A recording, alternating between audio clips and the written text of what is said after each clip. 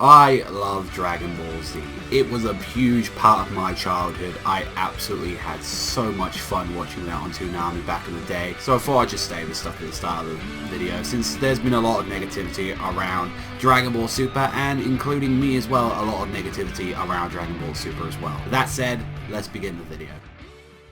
There was an interview recently from one of the producers of Dragon Ball Z himself. Norihiro Hayashida is someone that's worked on the Dragon Ball Z movies, such ones as Battle of the Gods and Resurrection of F. Not to mention as well, also working on the Dragon Ball Super anime as well. And there was an interview talking about the past, the present, and the future as the Dragon Ball franchise in whole. A lot of it was actually some very interesting stuff to read out, as saying that they were actually very happy with like how Dragon Ball Z Kai turned out, and a lot of the reasons why they actually had to change during the second half of Dragon Ball Z Kai.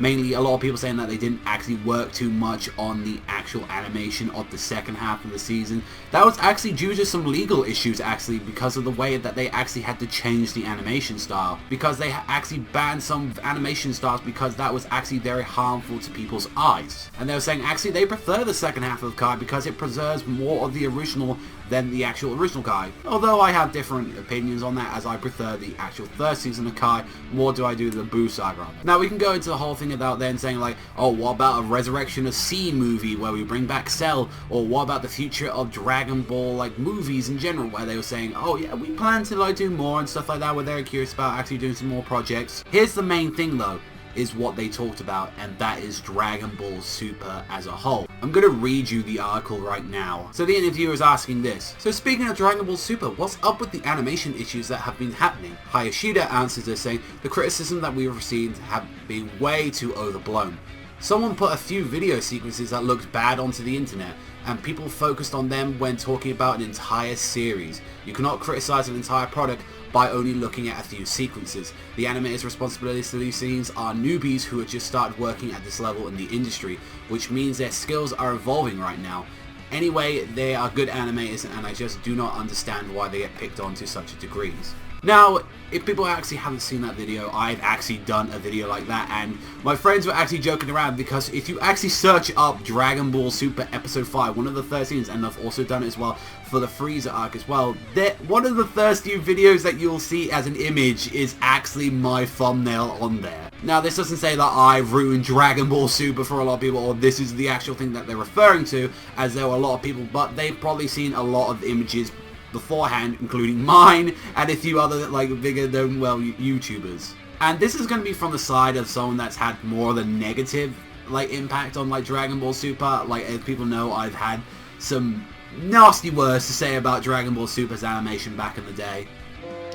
I can't seem to just get it down. What's wrong with this picture?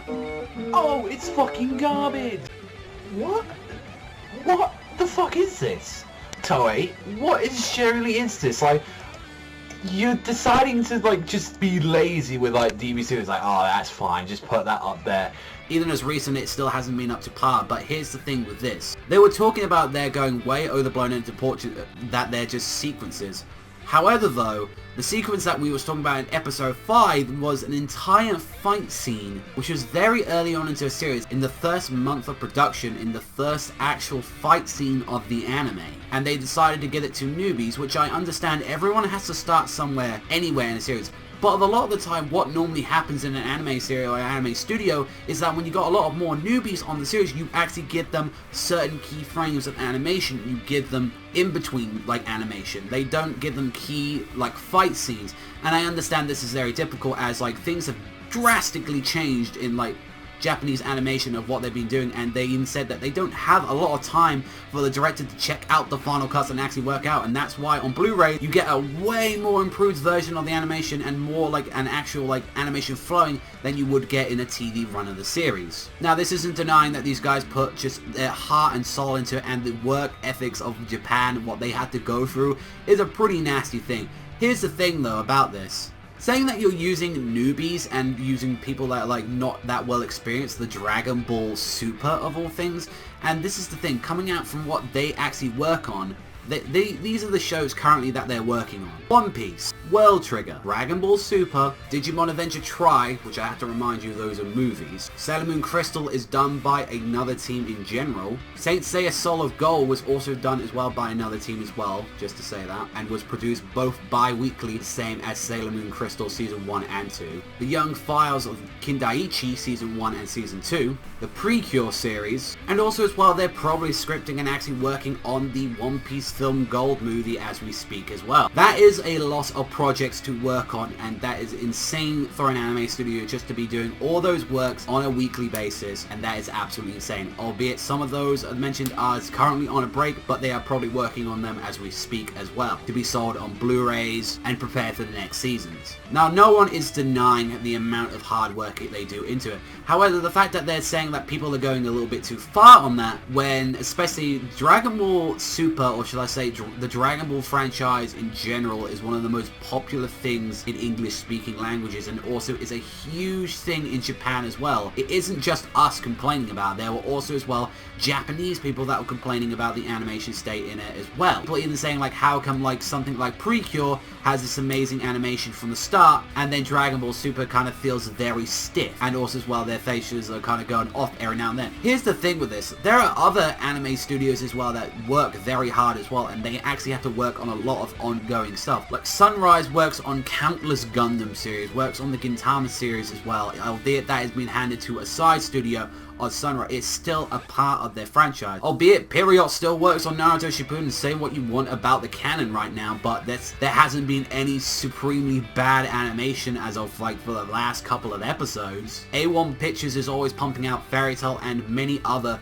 beautiful looking animations like the recent anime hit Erased. There's no denying that they work a lot. But also as well, other anime studios as well work on their stuff, and I don't think that something like Gintama, which is actually semi-popular in Japan and also as well has a bit of a cult following over here, that they're going to give it to beginner animes. Beginner animes should stay onto stuff like in between animations. I know that you want, like, they're very like tight on staff, but that's the problem. You shouldn't be having too much, like, but the problem is you can't be asking like these animation studios to be doing this too much work. Like Toei does countless work weekly, and that's why a lot of people are coming on to Dragon Ball Super very negative. But a lot of people are coming into this with their childhood in mind, thinking like all the real good like days of like Dragon Ball Z and Dragon Ball and just being mind blown, and then when they get something like that, that kind of crushes it. The whole nostalgia of it. And nostalgia shouldn't have to be a thing that drives people on reviews like myself. How it does affect us very greatly, and I like to try and keep into my reviews very non-biased onto things, although I do fail at a couple of times. I won't let nostalgia blind me when there is something bad animation or something I don't like in a series. And pretty much being asked to overlook it because of new animators, that's something I'm not going to do. It is, however, something I will take into consideration in future reviews, being like, okay, this is going to be clean. We already know this from the start, as we've seen from the Blu-rays already. This is going to be cleaned up. This is going to look better than the TV run. We all know that with every single series. Tokyo Ghoul was heavily censored in its TV run and then became uncensored during its Blu-ray and DVD release. That is simple facts there. We know it's going to look better when it comes out over here and in the Japanese Blu-rays and DVD sales. But then it's like, if you're gonna have like lower, like non-experienced people work on Dragon Ball Super, I feel like you should be giving those people to other less important, or should I say, that's an unfair word to use, less popular series. Like, give them to something like World Trigger. Although World Trigger does have a little bit of an audience to it, it doesn't go up into like the big like viewers as Dragon Ball Super would do, or One Piece. Even that the director saying that he doesn't have a lot of time to actually go through the entire episode itself, they're just rushing their trust trying to get to the next work. That is a very harsh industry to work on. However though, if this was in any different kind of work environment, as I'll use this as example, if I made a very bad dish to someone in a restaurant and they came up to complain and say this doesn't taste very nice and it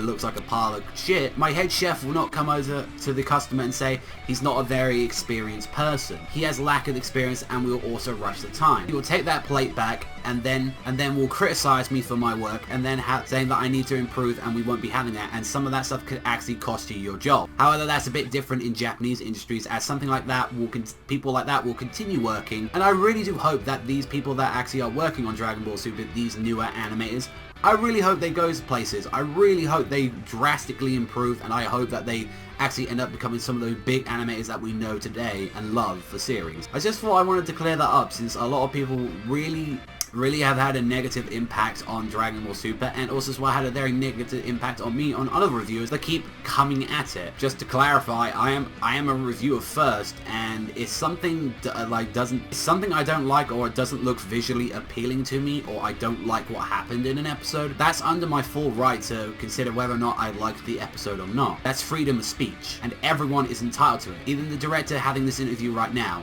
I'm just giving you my own piece on the map. I am curious though to see what you guys think in the comment section down below about this, and do you think it is because of, like, me and other reviewers are going way too hard on Dragon Ball Super? Do you think that we should actually go a little bit less often now that we know that they are newer animators? Or do you think that doesn't change the fact of saying that we should actually have the main animators working on this series, as it is a very popular show, both in Japan and the English-speaking languages? I've been Savagezweipanda, and thank you very much for watching this video, and I hope to see you guys next time.